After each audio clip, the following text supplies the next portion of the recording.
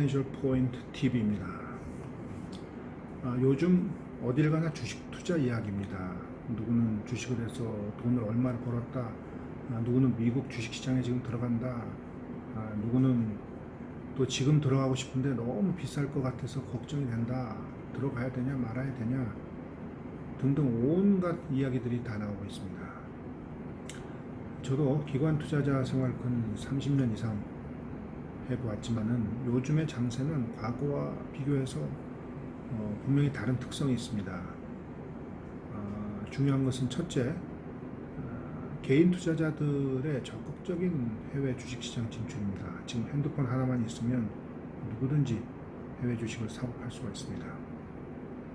두 번째는 시장의 흐름이 ETF 중심으로 가면서 개별 주식의 판단 또 선택보다는 전체 시장의 흐름, 전체 거시적인 시장의 포지션을 어떻게 파악하느냐가 굉장히 중요해졌습니다. 세 번째는 이제는 개인들도 과거의 기관 투자자들이 구사하던 폭락장에서의 과감한 매수, 즉 바이 온 딥스 전략을 과감하게 구사하고 있다는 점입니다. 저는 이 세 가지 특성 중에서 특히 두 번째 특성, 즉 ETF 중심의 투자 패턴에 대해서 주목하고 싶습니다. 그것은 시장을 보는 관점의 문제입니다.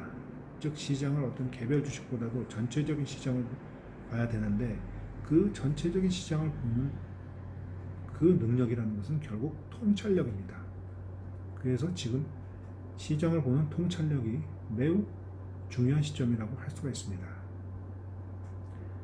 특히 주식 투자를 처음 시작하는 초보자일수록 시장에 대한 통찰이 없이 시작했다가 이야기 저 이야기 귀동냥으로 듣고서 투자에 실패를 하고 다시는 투자를 하지 않겠다고 이야기하는 사람들 여러 봤습니다. 자, 이러한 시장에 대한 통찰을 제공하는 정보 중에서 매우 좋은 정보가 있어서 소개를 하고자 합니다. 그것은 바로 파이낸셜 타임즈라는 신문입니다. 파이낸셜 타임즈라는 이름은 여러분들이 한 번쯤은 들어보았을 것입니다. 파이낸셜 타임즈는 영국의 경제 일간지입니다. 파이낸셜 타임즈는 줄여서 FT라고 하겠습니다. FT는 시장의 단순한 팩트를 넘어서 그 팩트를 움직이고 있는 배후의 요인들에 대한 분석, 통찰로 아주 유명한 신문입니다. 심지어 국내 유명 언론들조차도 이 FT에서 나온 이 통찰을 인용하고 보도할 정도로 매우 권위 있습니다. 자, 여러분들이 이 FT의 통찰을 파악을 한다는 것은 전 세계 기관 투자자들, 특히 시장을 주도하고 있는 영미권 투자자들의 생각을 공유하는 것입니다. 자, 이제 파이낸셜 포인트 TV가 파이낸셜 타임스의 핵심 내용을 파악해서 한국의 기관 투자자들에게 쉽게 전달해 드리겠습니다. 여러분들이 파이낸셜 포인트 TV를 본다는 것은 한국에 앉아서 전 세계 기관 투자자들과 생각을 공유하는 것이라고 하겠습니다. 지금 여러분들의 가장 중요한 관심사는 무엇입니까? 그것은 현재 주가 수준이 과연 고점인가 아니면 더 상승할 여지가 있는가 하는 것입니다. 특히 전 세계 주식시장의 벤치마크라고 할 수 있는 미국 주식시장의 향방은 모든 투자자들의 절대적인 관심사입니다. 최근에 FT에서 이 점에 대해서 매우 중요한 기사가 나왔기 때문에 이것을 소개하겠습니다. 이 기사는 12월 16일자로 소개되었는데 이 기사를 쓴 사람은 마틴 울프라는 사람입니다. 마틴 울프는 FT의 수석 경제평론가로 시장의 큰 그림을 제시하는 아주 알아주는 거물 평론가입니다. 자, 이분이 어떤 이야기를 했느냐? 결론부터 이야기하자면 현재 주식시장은 버블이 아니라는 것입니다. 그리고 그 근거로 주식 버블론을 말하고 있는 사람들의 주요한 근거인 주가 수익률 이론의 한계를 언급했습니다. 즉, 주가 수익률 수준에 근거해서 버블이라고 이야기를 하는데 그 주가 수익률의 근거에 문제가 있다는 것입니다. 여기서 주가 수익률을 한번 정의하고 넘어가야 될 것 같습니다. 주가 수익률이라는 것은 쉽게 말해서 주식 투자로 들어간 돈 그리고 그것을 통해서 주식에서 나오는 수익, 주가 상승이나 배당 같은 것이 되겠죠. 그것의 비율, 즉 주식 투자의 수익률입니다. 돈을 100만 원 1년 동안 운용을 해서 그 이익이 2만 원이라면 그 수익률은 2%겠죠. 주식도 마찬가지입니다. 다만 통상적으로 주가 대비 주식 수익의 비율, 즉 Price Earning Ratio를 자주 분석용으로 언급하고 있고 이것을 per ratio라고 하는데, per라고 하는데, 이는 분자를 주가로, 분모를 주가 수익으로 보는 것이죠. 그러니까 주가 수익을 분자로 보는 수익률의 역수가 되는 것입니다. 내용은 마찬가지입니다. 결국 이 Price Earning Ratio가 높으면 그것은 비싼 주식이고 주가 수익률이 낮으면 그게 비싼 주식이 되는 거겠죠.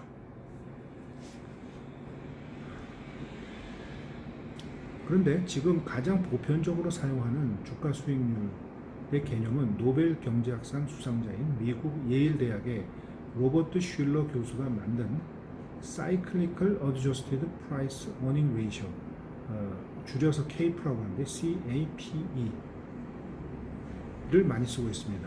CAPE는 통계적 오류를 최소화하기 위해서 최근 10년간의 데이터를 모으고 또 경기 변동을 감안해서 조정된 주가 수익률의 개념입니다.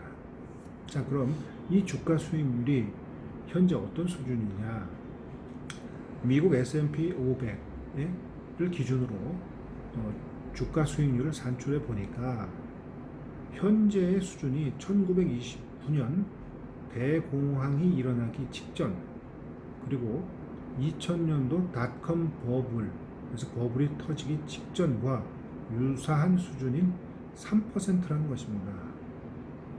다시 말하면 미국 주식시장이 최근 100년이 넘은 역사 속에서 대폭락을 초래했던 과거의 두 개의 시점과 유사할 정도로 굉장히 고평가되어 있다. 수익률이 낮다는 것이죠.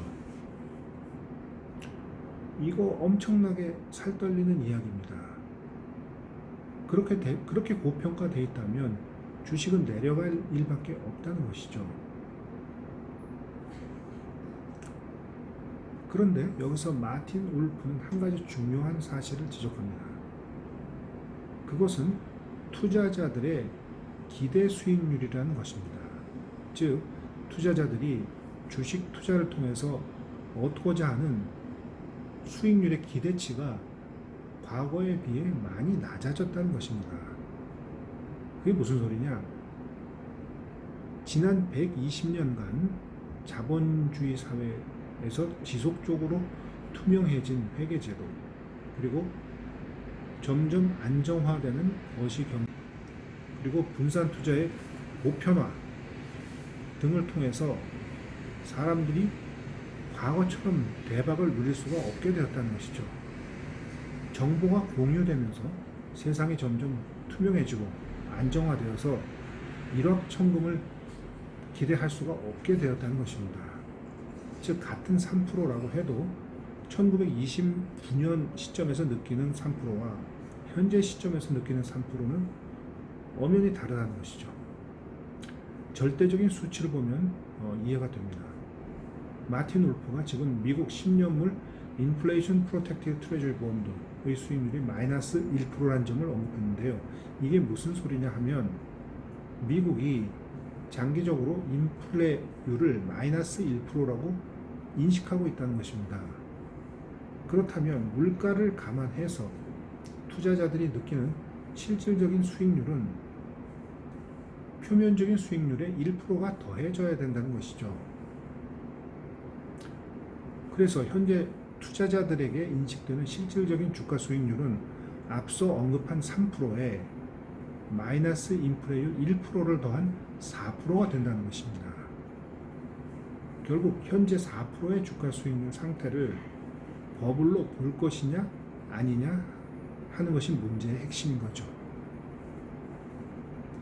근데 현재 투자자들은 이 정도 수준의 수익률을 꽤 괜찮다고 생각하기 때문에 이것이 버블이 아니라고 하는 것이 마틴 울프의 결론입니다. 그리고 마틴 울프가 추가적으로 언급한 것이 있습니다. 이러한 기준으로 주가 수익률을 산출해서 국가 간으로 비교를 해보니까 영국이 10%, 미국이 4%, 독일이 7%, 일본이 4%가 나오게 되어서 이러한 기준으로 볼 때 영국의 주식시장이 가장 유망하다는 것입니다. 마틴 울프가 영국 사람이기 때문에 이런 얘기를 한 것 같지는 않습니다. 자, 여기서 한국의 주가 수익률이 궁금해집니다. 제가 자료를 찾아보니까 금년 8월 삼성증권 리포트에서 언급했는데 8월 현재 코스피의 KF 지수는 13.5, 수익률로는 13.5분의 1, 즉 7.4% 정도가 나오는 것으로 되어 있습니다. 그리고 과거 KF의 고점은 2017년 11월 16.5, 수익률로는 6%가 나온다고 했습니다. 자, 마무리하면 현 주가 수익률, 주가 수준이 버블에 있다고 말할 수가 없다. 그 이유는 현재 투자자들이 원하는 수익률을 충분히 내주고 있기 때문이다 라고 마틴 울프는 말하고 있습니다. 그런데 마틴 울프의 결론에 대해서 본인도 이러한 단서를 달아놓았습니다. 즉, 결국 가장 중요한 것은 현재와 같은 비정상적인 상황, 즉 마이너스 인플레, 마이너스 금리 이런 것들이 언제 정상화 되느냐이다 라고 했습니다. 파이낸셜 포인트의 개인적인 생각으로는 그러한 정상화는 적어도 2021년까지는 오지 않을 것으로 보입니다. 자, 그렇다면 투자자들은 적어도 2021년까지는 시간이 주어져 있다고 할 수가 있겠습니다. 자, 오늘 시간이 투자자 여러분들께 도움이 되었기를 바라면서 파이낸셜 포인트 그 첫 시간을 이만 마치겠습니다. 감사합니다.